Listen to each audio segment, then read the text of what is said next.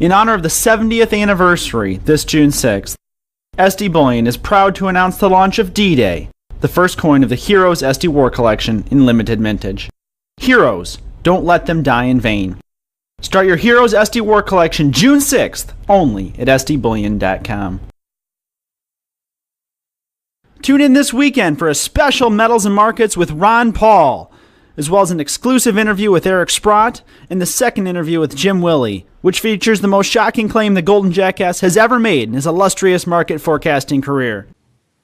This is the Doc with SilverDoctors.com. Joining us today is one of the most popular guests on the show, Jim Willie, editor of the Hat Trick Letter, found on GoldenJackass.com. It's great to have you back, Jim. Oh, it's good to be back, John. It's always interesting, and there's so much to discuss. It's more like a matter of which of these 18 topics can we select 4 from to discuss. There's just too much material anymore. Yeah, particularly with you, Jim. You're never lost for words, so we'll get right into it. Well, let's start out here with the topic of the Eurasian trade zone that you've been bringing to the forefront here. There's it's coming together on some energy deals, pipeline construction, as well as its protocol. So let's get right into it with the Eurasian trade zone. Okay, I believe these energy pipelines are going to serve 2 very important functions. The skeletal system, well, it's more like a circulatory system for blood flow, energy flow. But it's the skeleton of pipes in which energy will flow. But here's the other side to that. The consequence is the nations that are supplied are really corralled. They're kind of a captured zone dependent on Russian energy. And it's really far more than Russian energy. A quick check on industrial metals, and I don't care if you're talking about tin, aluminum, copper, strontium, cobalt. It doesn't matter. They're in the top 3 in global supply. So, you know, the U.S. government, they're talking about isolating Russia, which is just incredibly stupid. It's about as stupid as having a trade zone with the Pacific that excludes China, which is another of their stupidities. But we got these long-term trade deals, long-term energy deals, and I find that there's too much emphasis, too much on payment systems. Well, this is a 30-year payment, a 30-year contract. This is a $400 billion deal. I mean, gosh, 3 years from now, what will the dollar even look like? 5 years from now, will there be introduced some gold-backed currencies? 6 months from now, will there be a COMEX gold contract? So they're not committed to price and currency in this big Russian-China Holy Grail deal. They're committed to a process, and I think that's really important. The greatest success that they've had regarding the Eurasian trade zone is the growing list of BRICS associate nations.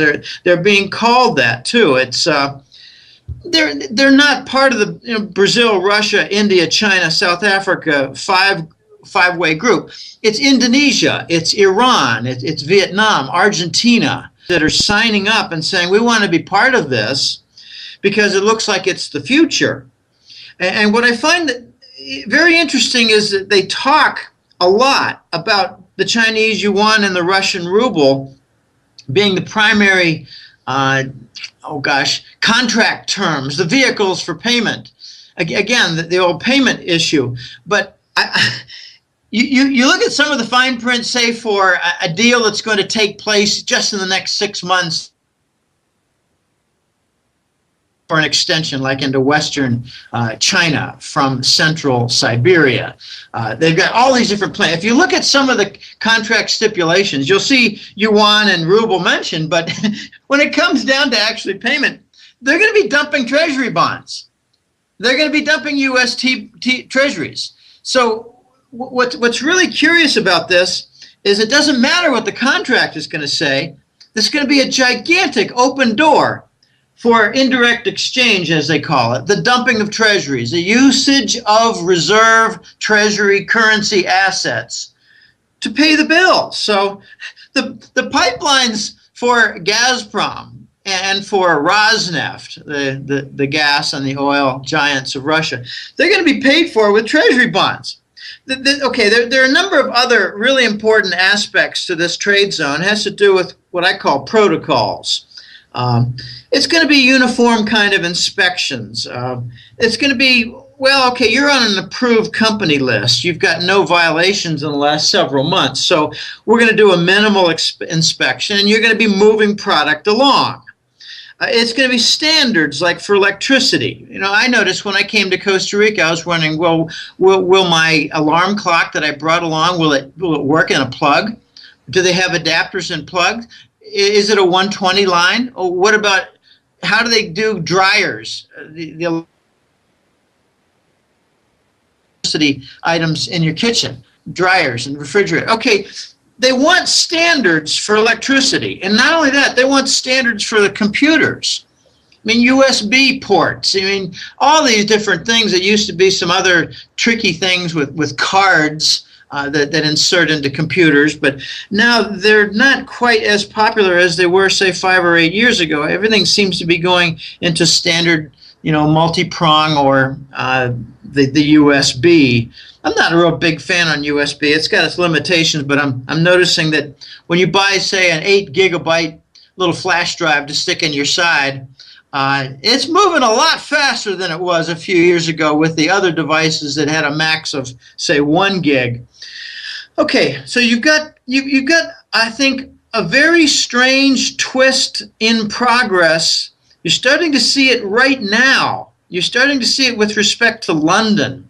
It's what I call the big risk, where you cannot piss off China regarding, say, bond trade and, say, conversion of currencies. A nation in Western Europe cannot piss off China without running the risk of being cut off with Russian energy. So again, how do you isolate Russia if they're joined at the hip with China? You can't. So you can't piss off and anger China and say, oh, we're not going to honor your bonds. No, they want. And doing so, they're going to be signing up for the Russian Gazprom business, the pipeline. I mean, why did Britain cut off their support for Syria suddenly a month into the war in Syria? They got a phone call from the Kremlin and Gazprom. They said, look, you want to get cut off of your gas, you know, continue in this direction, you idiots. So suddenly Cameron announced no more support. Since when does the UK not support the US military? Since Gazprom became a client. Oh my God, not a vendor, a supplier. So next you're going to see, and this is going to be a real big surprise to the London boys. They have had for the longest time, along with Hong Kong and Asia, pretty much a monopoly in the financial center. It's not going to be in effect as much anymore because Frankfurt, Germany is coming to the fore. Watch a lot of interesting little effects take place where, well, for instance, Russia has a Ukrainian finance deal.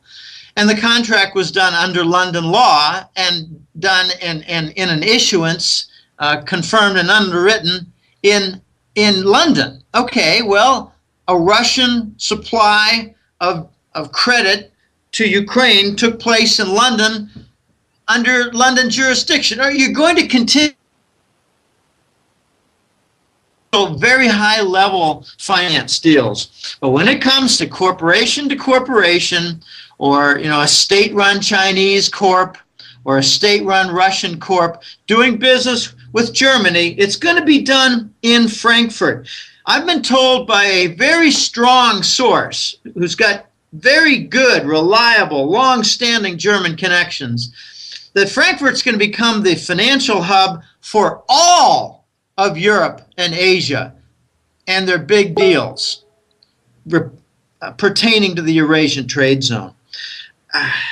Right now you're seeing some obstructions for the work around new, well, see, Gazprom, they realize they're vulnerable with the choke point in Ukraine. So for the last 5 years, they've been working on the North Stream. I think they call it Nord Stream, which goes through the north and the Arctic, and just below the Arctic and the frozen waters of northern Germany. And Germany's got a couple of different LNG hubs, liquefied natural gas. It's for Gazprom. The German engineering is part of the Gazprom business.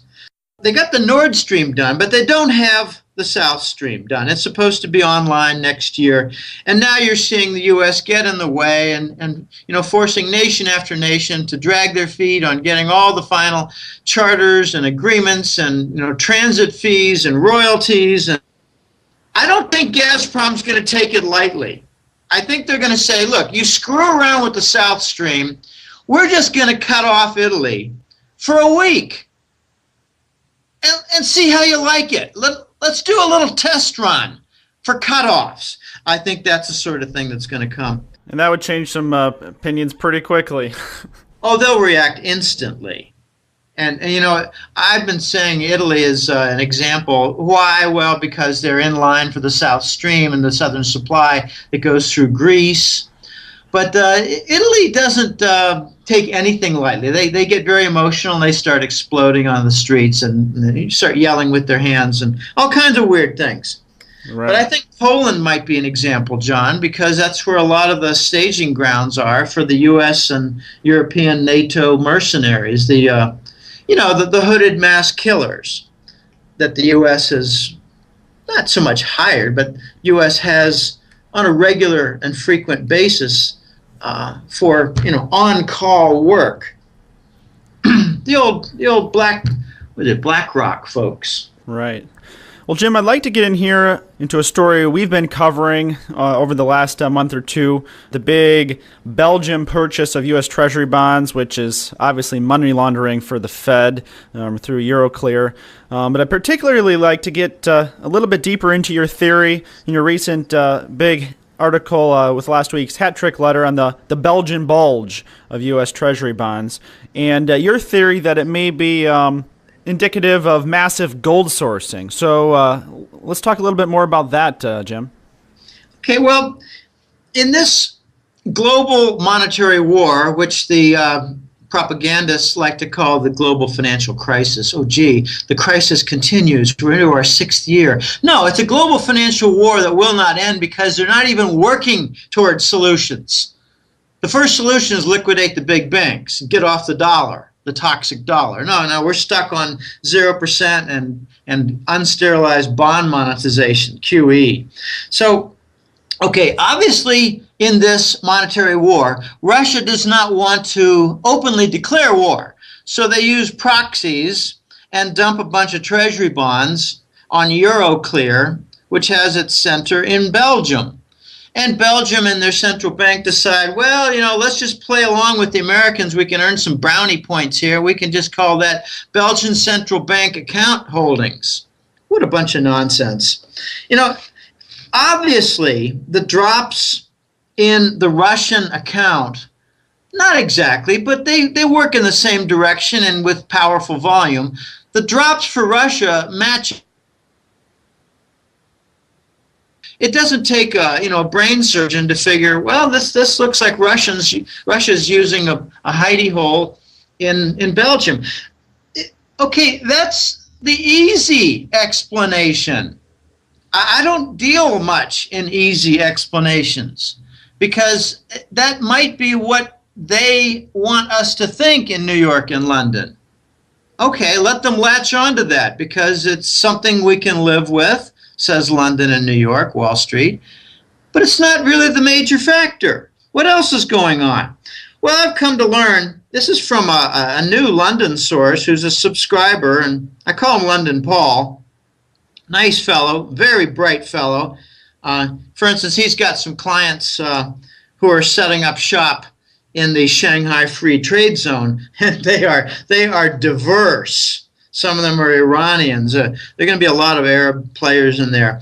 But he pointed out that there's another factor with the Euroclear and the Belgian account, and that is pigs nations. Talking about Portugal, Ireland, Italy, Greece, and Spain, they're coming up against restrictions for funds movement. They might not find it so easy, he claims, to abide by Basel III rules for shifting funds around, so they moved it out of in these 5 nations and put it in Belgium, so that it's like a big pillbox, a big warehouse outside their borders. It's not subject to the Basel restriction. That's a very interesting factor that might explain, who knows, a quarter or say 20% of the nearly $400 billion sitting in the Belgian bulge, what I call the billboard. But here, let's just get real for a minute. Is J.P. Morgan an expert with the Exchange Stabilization Fund and their chief investment office? Are they not experts in hiding their tracks? So why would they use this big Belgian bulge billboard if they're experts in hiding things? Why wouldn't they say, hey, wait, we don't want it to show up in the Euro Clear. Let's move that into the Exchange Stabilization Fund, set up some Forex derivatives, and quickly conceal it before anybody notices. So I'm concluding, and this is basically the baby of one of my strong inner circle sources. I call him Euro Raj in my work. He's got very strong roots and background in India, Turkey, and Iran, which is a real important triangle in this coming and even with the workarounds for the sanctions. So he's an expert in that. He says, look, this is not so complicated. We're seeing a large sovereign, meaning a nation, not so much a royal family sovereign, but it could be, like, if it's Saudi, it's a sovereign because they're one and the same. They're a monarchy. We're seeing some large sovereigns, not one country, moving together, protecting a giant sourcing contract, like a group of a whole basket full of gold futures contracts. We're seeing them work together. And they might have contracts with the COMEX and LBMA. It could be, to some smaller extent, contracts linked to the GLD, like contracts that allow them to convert their shares into gold. He suspects that it's among these nations: Russia, China, India, Saudi Arabia, Japan, and possibly Iran. Now, all these nations have significant treasury bond holdings. All these nations have motivation to work toward a dollar alternative. All these nations are working toward, say, gold-backed currencies and the gold trade settlement. All to the BRICS Development Fund, which I think is a misnomer. I think the BRICS Development Fund is a Trojan horse to put out there and eventually become the BRICS Gold Central Bank. So if you've got a margin call working against this big position with the sovereigns, and let's just say it's 3 or more countries, to source a lot of gold, like well over 1,000 tons of gold, and you got a margin call, what do? Well, they don't say, all right, let's let it wash out, we lost our money. No, they've got reserves. They got them in the form of treasury bonds. So they post treasury bonds on an additional basis every stinking month.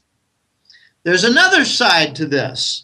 It could be what they're doing is every month they're increasing the size of their contract apart from any margin call factor. So this has the look, feel, smell, and earmarks of a gigantic BRICS Gold Central Bank sourcing. Now let's get into some of the napkin math. And I got to admit, it's kind of funny. Here I got a PhD in statistics and I missed a zero. I don't mind making mistakes once in a while. I'm a human. Last I checked, I was human. I put on my pants one at a time. Sometimes I put them on two legs at a time. And I get in. $1 billion sources 25 tons of gold. So if you've got, just say round numbers for the Belgian Bulge on their billboard. For round figures, let's say we got $400 billion. Well, 400 times 25 is 10,000 tons. In my article, I said it's 1,000 tons. Okay, I missed a zero. Okay, shoot me, whatever. So it's a bigger argument than what I presented. Now, I put in the article that, add in the factor of leverage from futures contracts, which are, I think there's something like 25 to 1. We could be talking about a maximum of 250,000 tons. All right, we're not really going to go there. So let's just say that a good part, perhaps, of the 10,000 tons of gold that $400 billion worth buys, a good part of the 10,000 tons might be devoted to the gold central bank for the BRICS. And in addition, there might be some leverage. So we might be talking about a fraction of the 10,000 multiplied by some leverage. I think we're talking about something on the order of 10, 15, or 20,000 tons of gold that's being lined up for sourcing. Now let's get practical. If you know any gold brokers and major traders, and if you were to sample, say, 20 analysts in the gold, I know one. I keep hearing from him. It's the voice. I keep hearing from him. Gold in this quantity is difficult to source. You need time, you need channels, you need connections, and you might even need coercion. Wow, okay. That sounds like it's pretty complicated and, hardball, as we like to say. So there's a lot of angles there. I'd like to mention something. Okay, Clearstream is another. It's a competitor. It's a clearinghouse. We know about Euroclear. Why do they have the word clear in there? Well, it's a clearinghouse. Euroclear is located in Belgium. Well, there's another one in the Deutsche Börse, the German financial system. It's called Clearstream. Well, my guess is that Deutsche Bank still has some old pieces lying around, left around, still in operation, still in the midst of cleanup. But my guess is that Clearstream might have some additional sources. Remember, Russia and Germany have really close ties with 3,000 companies from Germany doing business in Russia. So if Russia wants to do some hidden sourcing, they might use Germany. If China wants to do some hidden sourcing, they might want to be a little more in their face and use Belgium with the Euroclear. And Jim, just to substantiate a little bit what you're saying about they may need to use a little bit of coercion. We just had the news that broke yesterday that Ecuador has agreed to give up over half of their gold reserves. I think it was somewhere around 466,000 ounces to the boys at Goldman for 3 years. And I think we both agree they're not likely to see an ounce of that back in 3 years. Well, I don't think they will. What that points out is some extreme liquidity problems in that Latin American nation, and I don't give them any credit for intelligence. Well, let me put as a last point on this Belgian bulge, we could be seeing at the same time, in addition to everything that I mentioned previously, we might be seeing the IMF with its pledges of the currency pledges. They might involve quite a few gold pledges. We might be seeing a conversion of the now what I call defunct IMF with their pledges being converted into gold so that these BRICS nations can devote their pledges and convert them through the collateral, through the pledges, into gold for the BRICS central bank. So it's like a multi-channel destination for the BRICS gold central bank. I don't think the IMF super sovereign gold and silver, I don't think that's going anywhere. I don't think they're going to get any pledges.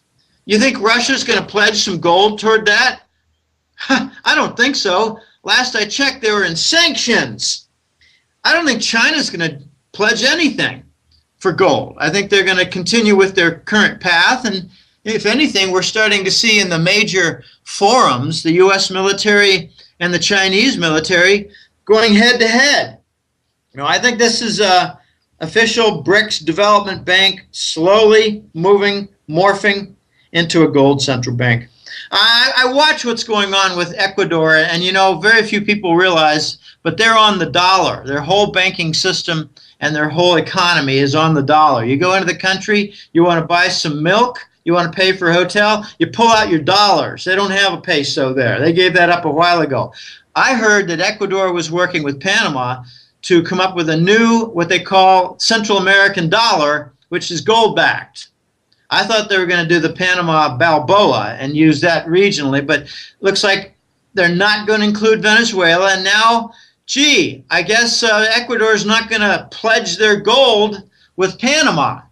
So very dumb move for Ecuador, very desperate move. But one thing you can probably be absolutely certain of, the boys in Wall Street are not going to mess around. The boys in any big financial disruptions in Ecuador, and don't expect any terrorists. Joining us today is one of the most popular guests on the show, Jim Willie, editor of the Hat Trick Letter, found on goldenjackass.com. It's great to have you back, Jim. Oh, it's good to be back, John. It's always interesting, and there's so much to discuss. It's more like a matter of which of these 18 topics can we select 4 from to discuss. There's just too much material anymore. Yeah, particularly with you, Jim. You're never lost for words, so we'll get right into it. Well, let's start out here with the topic of the Eurasian trade zone that you've been bringing to the forefront here. There's it's coming together on some energy deals, pipeline construction, as well as its protocol. So let's get right into it with the Eurasian. And currency in this big Russian-China Holy Grail deal, they're committed to a process, and I think that's really important. The greatest success that they've had regarding the Eurasian trade zone is the growing list of BRICS associate nations. They're being called that too. It's they're not part of the Brazil, Russia, India, China, South Africa five-way group. It's Indonesia, it's Iran, it's Vietnam, Argentina that are signing up and saying we want to be part of this because it looks like it's the future. And what I find that very interesting is that they talk a lot about the Chinese yuan and the Russian ruble being the primary trade zone. Okay, I believe these energy pipelines are going to serve 2 very important functions. The skeletal system, well, it's more like a circulatory system for blood flow, energy flow. But it's the skeleton of pipes in which energy will flow.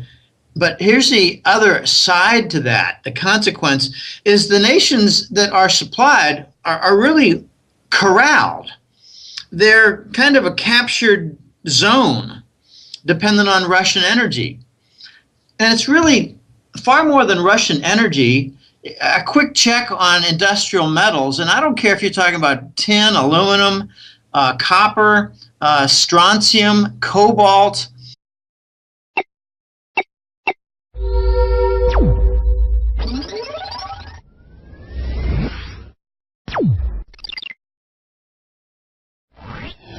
In honor of the 70th anniversary, this June 6th, SD Bullion is proud to announce the launch of D-Day, the first coin of the Heroes SD War Collection in limited mintage. Heroes, don't let them die in vain. Start your Heroes SD War Collection June 6th, only at sdbullion.com.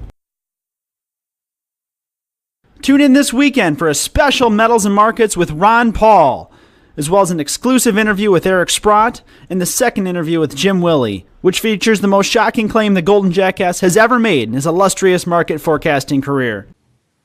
This is the Doc with Silver Doctors. Doc. It doesn't matter. They're in the top 3 in global supply. So, the U.S. government, they're talking about isolating Russia, which is just incredibly stupid. It's about as stupid as having a trade zone with the Pacific that excludes China, which is another of their stupidities.